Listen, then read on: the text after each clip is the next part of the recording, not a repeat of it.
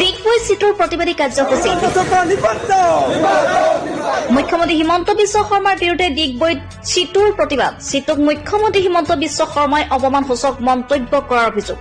অংগনবাড়ী কৰ্মী আৰু সহায়িকা মজুৰি বৃদ্ধিৰ দাবীত প্ৰতিবাদ কৰি থকাৰ সময়তে মুখ্যমন্ত্ৰী হিমন্তই চিটুক অপমান কৰাৰ অভিযোগ আৰু প্ৰতিবাদ কৰা মহিলাক চিটুৰ লগত থাকিলে একো লাভ নহব বুলি কৈছিল মুখ্যমন্ত্ৰী হিমন্তই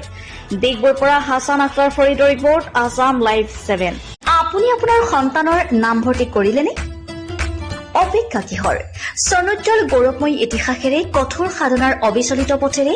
দশকজুৰি মানৱ সম্পদ গঢ়াৰ শুভ্ৰ ধ্বজা বহনকাৰী ঐতিহ্যমণ্ডিত আমগুৰি মহাবিদ্যালয় আপোনাৰ সন্তানৰ বাবে হ'ব পাৰে উন্নত শিক্ষা প্ৰদানেৰে উজ্জ্বল ভৱিষ্যত উপহাৰ দিয়া এখন পলসুৱা উপত্যকা মহাবিদ্যালয়খনে উচ্চতৰ মাধ্যমিক চূড়ান্ত পৰীক্ষাত অসমৰ ভিতৰতে দ্বিতীয় আৰু সপ্তম স্থান দখল কৰি দুবাৰকৈ অঞ্চলটোলৈ গৌৰৱ কঢ়িয়াই আনিছে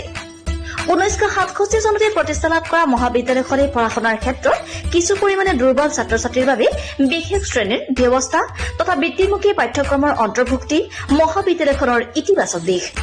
নাকৰ দ্বাৰা এ গ্ৰেড লাভ কৰা আমগুৰি মহাবিদ্যালয়ত আপোনাৰ সন্তানটিক নামভৰ্তি কৰাই আপুনি সফলতাৰ অংশীদাৰ হোৱাৰ সুযোগ লাভ কৰিব পাৰে